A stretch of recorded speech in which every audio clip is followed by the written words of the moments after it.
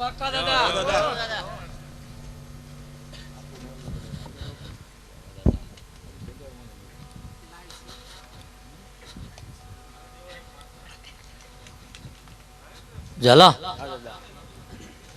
જેટલા વરા મોર આવ્યું હતું ને કોણ હતું એ મારે જાણવું નહીં ભાઈ, પણ આ જગ્યાએ આ ભૂમિએ એક વીઘોય જમીન કોને જે જોતી આવું ના ગોતી આલો હું ધર્મ મટી જાઉં ભાઈ. શું કહું ભાઈ? એટલે ધર્મ વના માથું નમાવાતું નહીં ભાઈ. ધૂણો જ આખી દુનિયા છે ભાઈ. શું કહું ભાઈ? આ 100 ગાડીઓ લઈને ગોવિંદભા ફરું છું ને ભાઈ, મારા ધર્મે કોઈ મોટપ ના આપી ભાઈ. નાનામાં નાનો માણા હોય ને કદાચ થીગડું વીટાળેલું હોય ને તો મન ભાઈ સીધો મળી એક ભાઈ. શું કહું ભાઈ? અને કોઈ દી શું મેલશો ને શું આલશો એવું નહીં કીધું ભાઈ. એનો પહેરવેશ જોઈને એમ કહું ભાઈ, જોઈશ જોવામાં જ આખી જિંદગી પડી, તું પેલા બેહીન પાસે ખા ભાઈ. એટલે મારા દેવે મને ધર્મને આવકારો શીખવાડ્યો છે ભાઈ. શું કહો ભાઈ? અને જેનો રૂટલો કદાચ રૂડો હોય ને ભાઈ, એથી મારો ઠાકર કોઈ દી રેતી ભર હલે નહીં ભાઈ. અને હજુ જગતમાં થયા થવાની કદાચ રાત પૂછવું હતા ને દુનિયા ઉપર લોકો લુગડા ધોતા હતા ને ભાઈ, આ ધરતી ઉપર એની ફોજ બનાવીને જો દુનિયામાં ઈસકારો ના મારું તો ગંગા બાલો દીકરો. કારણ કે એ બલિદાન મોળા નતા ભાઈ. અને હજુ કદાચ કોક એમ કે ના આવે તો આવી જાય નહીં મારી મિલકતમાં ભલા માણા. ઝાલા આજે આ જે 100 ગાડીઓ દોડે ને ભાઈ, એ પેલા આલીને પછી દોડાયું છે ભાઈ. કોઈ દી મુદ્દે તું નથી મારી ભલા માણા. કે તમારા નસીબનું તૈણું રહ્યું ને ભાઈ, એ હટાવવાનું હોય તો જ આ તેજાની લહેર આવી હોય ભાઈ. જગત એવું કે ડુંગર આડું તૈણ્યું ભાઈ, પણ કદાચ સાચા ભાવો દોડો ને ભાઈ, તૈણ્યું તો પૈણું ભાઈ ઠીક ભાઈ. તમારે હાટું કદાચ ડુંગરે ધમરોળી નાખવાનો હોય ને તો આ વિક્રમસિંહ નો દીકરો ધમરોળા ભાઈ વગાડજો ભાઈ.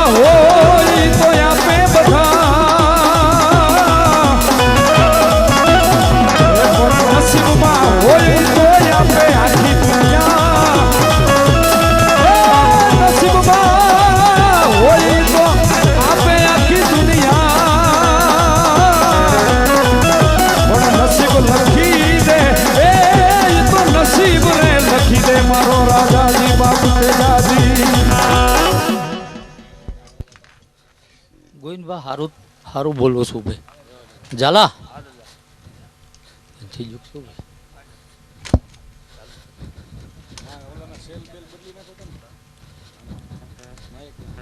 કે ગોવિંદભા હારું લગાડવા નહીં બોલતો ભાઈ. શું કહો ભાઈ? ઝાલા જગત છૂટકે શું ભરી ભરીને રૂપિયા નહીં આવે ભાઈ. ઉમેરીને હું એને પાછા આવી દઉં છું ભાઈ. શું કહું? પરવીનભાઈ આ કદાચ વિક્રમસિંહ દીકરાને હંધુય મળી જશે ભાઈ. હા દાદા.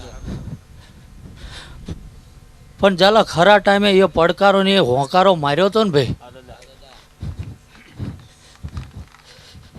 એ ચારણ જગદંબા વિક્રમસિંહ દીકરા ફેર નહીં મળે ભાઈ. એ દાદા શું કહું ભાઈ? એ કોઈ દીકરી નથી ભાઈ સાધારણ. નકર હું કદાચ એની હાટું વઢાઈને આજ આટલો ઉજળો ના થયો હોત ભાઈ. પરવીનભાઈ તમારે કદાચ 5મી પેઢી આવશે ને એટલે છોકરા ભૂલી જશે કોનું હરાજ છે એમ ભાઈ. હા દાદા. આ 9 પેઢી લગીને કદાચ દેશમાં તો ઠીક ભાઈ, વિદેશમાં બાણ મારી દઉં છું હું. જય દાદા. શું કહું ભાઈ? અને ગૌતમભાઈ સમાજ મારો હોય તો હવે એમ કે સારું લગાડવા ભાઈ. પૈસા વેરી વેરીને થાકી ગયા હતા ભાઈ. એને 55 વર્ષે દીકરો મેં આલી દીધો ભાઈ. 55 વર્ષ તો ઠીક ભાઈ, હાલવાની તેવડ નથી ને એને 80 વર્ષે ખાટલામાં ઊભી કરીને હાલ્યા છે ભાઈ. પણ આવા વાળાનો ભાવ જોઈએ ભલામણા. જે જગતના તમે ખિસ્સા કાતરો હિમ આ વિક્રમસિંહના દીકરાનું કાપી શકો એવું માનો છો ભાઈ? હું લલાટ જોઈને સાંડલો કરું છું ભાઈ. કદાચ ગમે એવી ગરીબાઈ કદાચ આંટો લઈ જવે ને ભાઈ.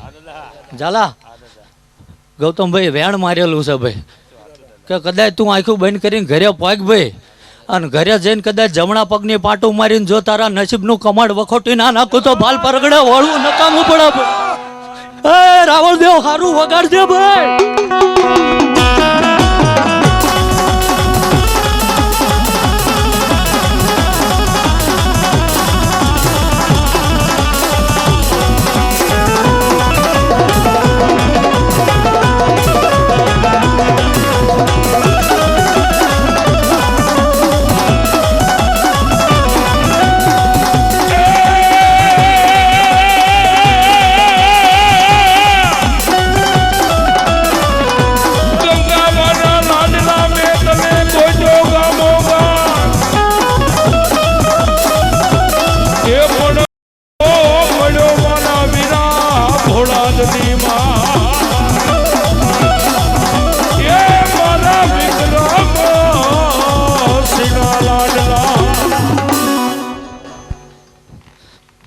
ઝાલા વધુ તો જીવો નહીં ભાઈ.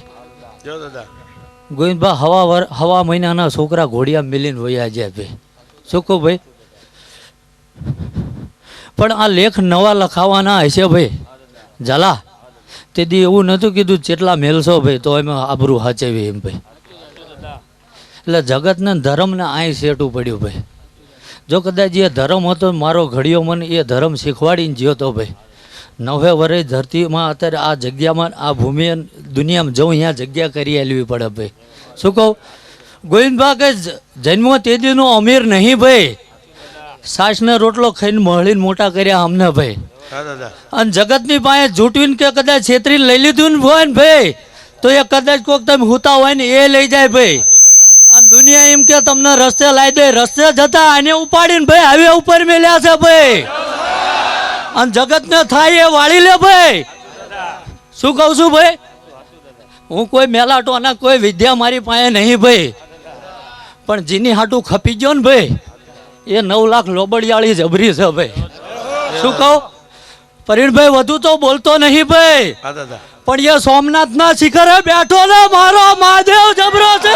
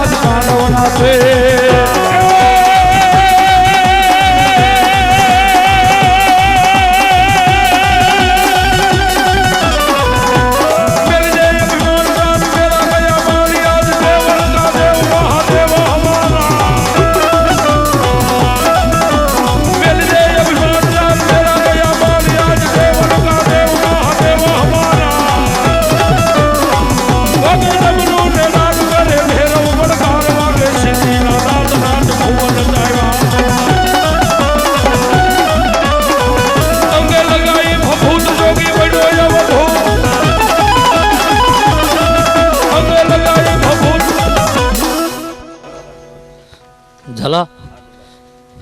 આમ તો ગોવિંદભાઈ 2.5 વર્ષ ધૂણવાનું બંધ કરી દીધું ભાઈ. પણ જો કદાચ આ માયક જાલીને પ્રવચન હાલતો હોય કોકને એમ થાય કે ભાઈ આ કોઈનો પ્રચાર કરવા આવ્યા ભાઈ. એટલે કોઈ દેવનો અવસર હોય ભાઈ એવા આ કદાચ લીલા લીમડાવાળી જેવી પુણે પાકી જઈ હોય ભાઈ અને મારા મહાદેવના ઘરેથી સહી થઈ હોય ભાઈ. શું કહું એક જ વાર દોઢ લઉં છું, જગત ગોળી હમી હાંજનો નહીં બેસી જતો ભાઈ. શું કહું? નકર અભ્યાસંગ ભાઈ આયા ને ભાઈ, તરગરા એવું બોલ્યા હતા કવિરાજ કે આ દાદા બોલ્યા ને 4 વાગે આવું બનશે તેમ ધૂણવા આવશો ભાઈ. એટલે આ દોઢના ભરોસે જઉં છું ભલામણા, અને કદાચ અહીંથી રોડે સડતા કદાચ મારું મોત લખ્યું હોય ને ભાઈ, તો આ દોઢ જીવું તો આ લગીને ભગવા નહીં દઉં, મારો રામ નહીં ભગવા દે ભાઈ. એટલે જગતમાં દોઢની કિંમત છે ભાઈ, અને એ દોઢના ભરોસે નહીં જઉં છું ભાઈ. સાચું હોય છે ને ભાઈ, તો આટલું કદાચ 5 વર્ષનું બાળક હશે તો એ માથું નમાય ભાઈ.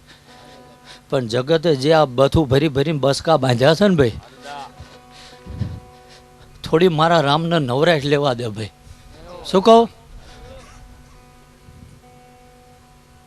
100 વર્ષથી પ્રવીણભાઈ ધૂણું છું ભાઈ. હા દાદા. કોઈ દાડો મારો 5 પૈસાનો વ્યવહાર નથી બન્યો ભાઈ. ઘરેથી કદાચ છોકરાને 20 રૂપિયા વાપરવા આલ્યા હોય ને ભાઈ, અને અમે કદાચ મોટા ના હોય ને તો એ 3 વરાના એમને સા મેલીને પીવડાવી દે ભલામણા. એટલે આ એ 900 વરા અમારો વડવો જે વાહીને જ્યો ને ભાઈ, આ એના ફળ પાક્યા છે ભાઈ. હા દાદા. એટલે ધૂણે ન્યાલ થઈ જવાતું નહીં ભાઈ. શું કહું ભાઈ? તમાશા બતાવીને તો વાદી ખુશ કરે છે ભાઈ. હા દાદા. એ નખ આદરવાનું મારા ભાઈ. ઝાલા મારા પ્રભુના પુને પાકી ગયા ભાઈ. રાવળદેવ હા દાદા. એવડે નારાયણ મારા નેવે આવી ગયો ભાઈ. શું કહું ભાઈ? હા દાદા. અને મારો પ્રભુ એવું કહે છે ભાઈ, અને હું ભાણગઢનો રાજા એવું બોલું છું ભાઈ. હા દાદા. શું કહું ભાઈ? કે મારા પાયા રહ્યા ને ભાઈ રાવળદેવ, મારા પાયા રહ્યા ને એ પતાળા પૈકા ને એના મૂળિયા સોમનાથે જ્યાં ભાઈ. શું કહું ભાઈ? એટલે જગત એમ કે મૂળિયા કાઢી નાખું ભાઈ, એટલે બથું ફરતા બધાને આવડે ભાઈ. પણ ધરતીમાં ચમના ધમરોળા હોય ને ભાઈ, તો એ માથા મેલો તો આવડે. એમના વાહે વાડે ઊભા વાતું કરીએ ના થાય હો ભાઈ. હા દાદા. અને કોકની આબરૂ ઢાંકવા હાટું ખપી ગયેલો ધર્મ શું હો ભાઈ. હા દાદા. અને જો આ કદાચ 100 ગાડીઓ વાહે ફરે છે ને ભાઈ, જો આમને કદાચ રંજાડે રાતે 1 વાગે ઘોડે પલાણ ના નાખું તો હું ગંગા બાલો